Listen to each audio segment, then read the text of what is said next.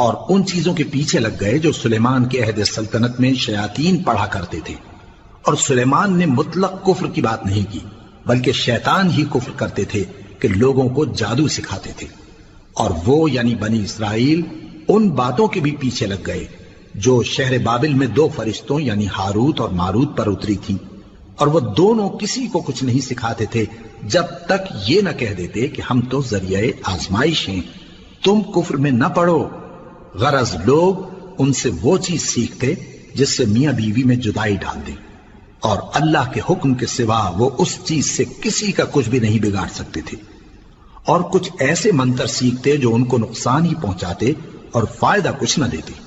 اور وہ جانتے تھے کہ جو شخص ایسی چیزوں یعنی سحر اور منتر وغیرہ کا خریدار ہوگا اس کا آخرت میں کچھ حصہ نہیں، اور جس چیز کے عوض انہوں نے اپنی جانوں کو بیچ ڈالا